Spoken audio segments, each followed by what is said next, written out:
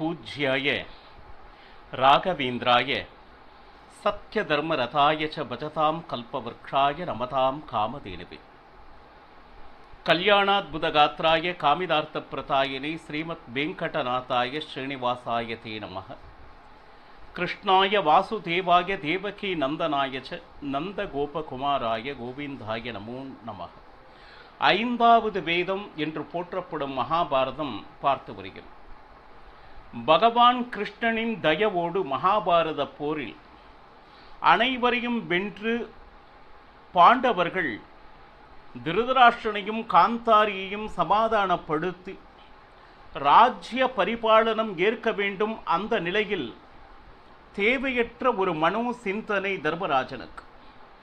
இவ்வளவு பேர் இறந்திருக்கிறார்கள், இந்த துக்கம் என் மனதை விட்டு போக மறுக்கிறது. இந்த நேரத்தில் இந்த ராஜ்யத்தை நான் ஆள வேண்டுமா? நான் காட்டிற்கு சென்று தவம் இருக்கப் போகிறேன் என்று யாரும் அதை ஏற்கவில்லை.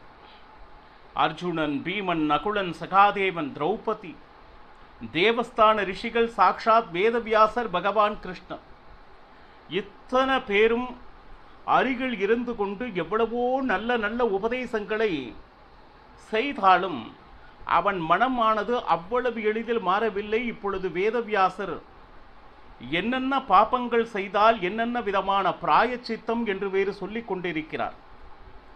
ஆனால் தர்மத்தை கேட்பதில் மிக மிக சிரத்தை உள்ளவன் தர்மராஜன். வேதவியாசர் சொல்வதை அவ்வளவு எளிதாக என்ன சொல்றது மறுக்க முடியாது. ஏன்னா தர்மத்தை பற்றி யார் ஒருவர் கூறினாலும் மிகவும் சிரத்தையாக கேட்பவன் தர்மராஜன். இன்னும் சொல்ல போனா சில பாபங்கள் செய்யும் பொழுது நமக்கு சுகமாக தெரியும். ஆனால் அந்த பாபத்தினுடைய எண்ணிக்கை கூடிக்கொண்டே போகும் பொழுது நாம் மேலே மேலே மேலே மேலே சென்று கொண்டிருக்கிறோம். அங்கிருந்து விழுந்தால் அதை நிச்சயமாக தாங்க முடியாது. பாபம் சிறிதளவு இருக்கும் பொழுது இரண்டாவது படியிலிருந்து விழுந்தால் எப்படி அடி மெதுவாக விடுமோ அதே போல நீ பாபம் செய்து கொண்டே இருந்தால் அதற்கு தகுந்த அடியும் கொஞ்சம் பலமாகத்தான் இருக்கும். அதுல எந்த விதமான சந்தேகமும் இல்லை. இந்த உலகத்தில் அந்த வாழ்வானது நமக்கு இறைவனுடைய கருணையால் கிடைத்திருக்கிறது. 84 லட்சம் விதவிதமான அந்த பிறவுகளை எடுத்து இப்பொழுது அபூர்வமான மானுட ஜென்மத்தை அடைந்திருக்கிறது. இந்த நேரத்தில் ஆண்டவன் நமக்கு என்ன கொடுத்திருக்கிறானோ அதில் ஒரு பகுதியை தயவு செய்து தானம் செய்து அதனால் மகிழுங்கள் என்று மகாபாரதம் உணர்த்துகிறது. இன்னும் சொல்ல போனால் குருகளை மிகவும் சந்தோஷப்படுத்த வேண்டும். அவர்களுக்கு ஹிதமான வார்த்தைகளை கொடுக்க வேண்டும். எந்த காரணத்தை கொண்டும் குரு நிந்தனை என்பதை செய்யக்கூடாது. அந்த ஒருவேளை அந்த தவறு செய்தால் அதற்கு பிராயச்சித்தமே இல்லை என்பதே உண்மை. இப்போ நாம் பிறந்தோம், வளர்ந்தோம், இங்கிருந்து போகும் பொழுது இந்த ஜென்மாவிலே எவ்வளவு பாபம் செய்தமோ அந்த பாபத்தை நாம் கூடவே சென்று சுமந்து கொண்டு இருக்கிறோம். கூடுமான வரை அந்தந்த பாபம் அதை மனதினால் நினைத்து அதற்கு உண்டான பிராயச்சித்தத்தை தயவு செய்து தேடிக்கொள்ளுங்கள். உங்களுடைய சுமைதனை இங்கேயே இறக்கிவிட்டு செல்லுங்கள். இதைதானே சொல்றாங்க. இன்னும் சொல்ல போனா பிராயச்சித்தம் செய்து கொண்டே இருந்தாலும் அது புண்ணியம், அது ஆத்மஹத்தியம் அப்படின்னு ஆகாது. அதாவது தன் உயிரை தானே மாய்த்து கொள்வதனால் வருகின்ற பாபம் வராது. இன்னும் சொல்ல போனா கோரக்ஷணை என்பது மிகவும் புண்ணியகரமானது. அந்த வாழ்நாள் இருக்கும் பொழுதே அந்த கோவை ரட்சணை செய்வதற்கு உண்டான ஏதாவது ஒரு உபகாரத்தை நீ செய்தே ஆக வேண்டும். அல்லது கோரக்ஷணை செய்து கொண்டே உன்னுடைய பிராணம் போனாலும் உனக்கு புண்ணிய லோகம் காத்திருக்கிறது அப்படின்னு சொல்றான். இன்னும் சொல்ல போனா உன்னை அறிந்தோ அறியாமலோ குருகளுக்கு ஏதாவது கெடுதல் நீ செய்து விட்டாயானால் அதற்கு தகுந்த நல்லதை நீ செய்து அதனுடைய பிராயச்சித்தத்தை தேடிக்கொண்டே ஆக வேண்டும். ஏன்னா நம் வீட்டில் இருக்கக்கூடிய தந்தை தாயும் குரு ஸ்தானமே. இன்னும் சொல்ல போனா அவருடைய மனது காயப்படும்படியான ஒரு வாழ்க்கையையோ வார்த்தையையோ என்றைக்குமே உபயோகிக்காதே. அதனால் வருகின்ற பாபம் எவ்வளவு பிராயச்சித்தத்தினாலும் அது சரி செய்ய முடியாதது என்று மகாபாரதம் எச்சரிக்கிறது. இன்னும் சொல்ல போனால், ஏதோ ஒரு நினைப்பில் திருட்டு வேலை செய்து விடுகிறாய், யாரோ ஒருவரிருந்து அவருடைய செல்வத்தை அபகரித்து விடுகிறாய். அது தவறே என்று உனது மனதை எச்சரிக்கும் பொழுது எப்படியோ ஏதோ ஒரு ரூபத்தில் அவர்களிடமிருந்து பெற்றதை அவர்களிடமே திருப்பி கொடுத்து விடு. அதுவே பிராயச்சித்தம். இன்னும் சொல்லப்போனா, ஒருவேளை மனைவியினுடைய நடத்தையில் சந்தேகம் வந்தால் அந்த மாதமான ரஜஸ்வலை நேரம் வரையிலும் காத்திருந்து அதற்கு பிறகு சம்பர்க்கம் செய். இதெல்லாம் மகாபாரதம் உணர்த்துகிறது. அது மட்டுமல்லாமல், அந்த பிராணிகளை துன்புறுத்தி அதனை கொள்வது அப்படிங்கிறது ரொம்ப ரொம்ப ரொம்ப தவறான விஷயம் என்று சொல்கிறது. ஏன்னா மரத்தை வெட்டுவது பாவம்.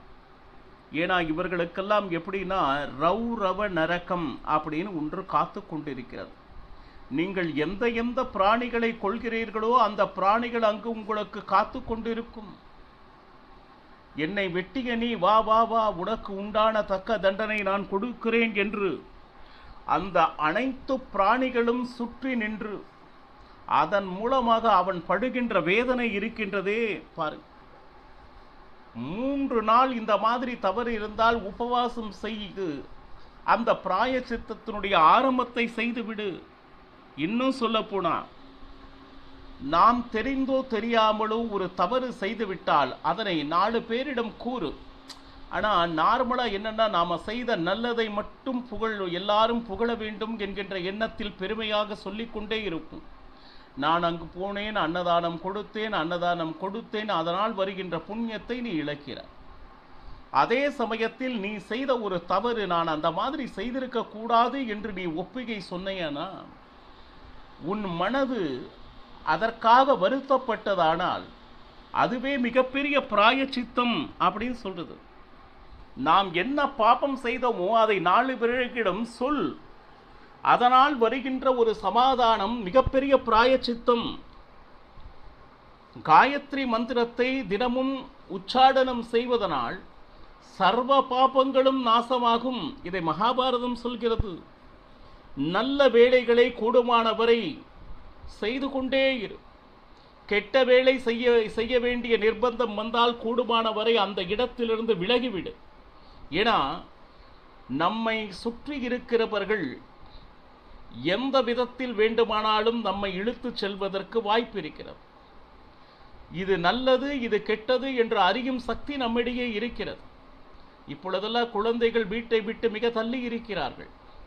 அப்போ எந்த விதமான சுற்றம் அவர்களுக்கு கிடைக்கிறதோ அவர்களை சார்ந்தே அவர்களது குணங்களும் மாறுபடும். அப்போ முதல்ல நம்மளுடைய வம்சம் என்ன, நம்மளுடைய கலாச்சாரம் என்ன, பெரியவர்களுக்கு செய்கின்ற மரியாதை என்ன, இதை முதலில் நீங்கள் கற்றுக் கொடுக்க வேண்டும். ஏன்னா இந்த பாவம் எப்படின்னா, டெய்லி நாம் உடை உடுத்துகிறோம். இன்று உடுத்திய உடை நாளை துவைத்து விட வேண்டும் இல்லையா? அப்போ அழுக்கு மிகவும் குறைவாக இருக்கும், எளிதாக துவைக்கலாம். ஆனால் அதையே போட்டுக்கொண்டு ஒரு வாரமாக அதை துவைத்தீங்களானா முழுமையான அந்த கரை போகாது. இதுதானே உண்மை. பாவங்களை சேர்த்து கொண்டே போய்கொண்டிருந்தால் நிச்சயமாக ஒரே நாளில் அதை கழுவிவிட முடியாது பக்தர்களே. அன்று செய்த பாபங்களை கூடுமானவரை அவ்வப்பொழுது பிராயச்சித்தம் செய்து அதனை தீர்த்து கொள்ளுங்கள். அதனை என்ன சொல்லுது, மிகைப்படுத்தி கொண்டே இருக்காதீர்கள் அப்படின்னு சொல்லிட்டு. ஏன்னா நீங்கள் செய்யும் பாபத்திற்கு அளவிற்கு பிராயச்சித்தம் அது சிறியதா பெரியதா என்பது உங்களுக்குத்தான் தெரியும்.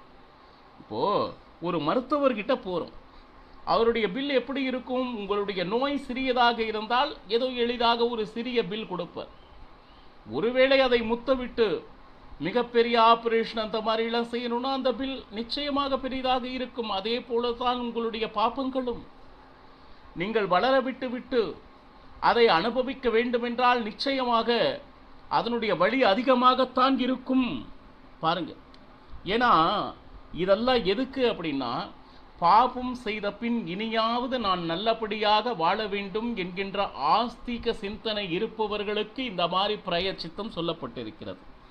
இந்த பிராயச்சித்தெல்லாம் சென்ற பின்னாடி மறுபடியும் நான் அதே தவறை செய்து கொண்டே இருப்பேன் என்பவர்களுக்கு பிராயச்சித்தமே இல்லை. இன்னும் சொல்ல, ஏன்னா ஒரு மிகப்பெரிய தெருவில் ஒரு டிரைவிங் போறீங்க, ரூல்ஸ் தெரிஞ்சே ஆகணும். அதே போல ஒரு வாழ்க்கை என்கின்ற ஒரு பாதையில் நாம் நடக்கும் பொழுது இது நல்லது இது கெட்டது என்று எவ்வளவோ விஷயங்கள் இதிகாச புராண வேதங்கள் சொல்லி இருக்கிறதுன்னா, முதல்ல அதை தெரிஞ்சுக்கலாமா வேண்டாமா என்கின்ற கேள்வி இல்லை, தெரிந்தே ஆக வேண்டும். It must. எதை கற்றுக்கொள்கிறீர்களோ இல்லையோ, எது நல்லது எது கெட்டது என்று அறிந்தே ஆக வேண்டும். இதில் என்ன பிரச்சனைனா, நம்ம எல்லாருக்கும் நல்லது தெரியும், கெட்டது தெரியும். தெரிந்தேதான் அனைத்தும் செய்வோம், ஆனால் தெரியாமல் தவறு செய்து விட்டோம் என்று மிகப்பெரிய பொய் சொல்லி நாம் நம்மை ஏமாற்றிக் கொண்டிருக்கிறோம். இன்னும் சொல்ல போனா பாருங்க, ஸ்ரத்தை இருப்பவர்களுக்கு மட்டும்தான் இந்த பாபம் மூலமாக வருகின்ற பிராயச்சித்தம். ஆனால் அதை மீண்டும் செய்வதனால் தவறுகளை எந்த விதமான பிரயோஜனமும் இல்லை. அதே போல நம்மளுடைய பெரியவர்கள் என்னென்ன விஷயத்தை ஆச்சரணை செய்தார்களோ, அதை எந்த காரணத்தை கொண்டிட்டும் அதை தலை வணங்கி உன்னுடைய குடும்பத்தில் செய்வதற்கு பழகு. ஏன்னா பெரியோர்கள் யாவரும் முட்டாள்கள் அல்ல. அவர்களுக்கு எவ்வளவோ பெரிய வழிகாட்டிகள் இருந்திருந்து அவரிடம் கேட்டு அந்த வழி வழியாக அந்த ஆச்சரணை என்பதனை செய்து வந்திருப்பார்.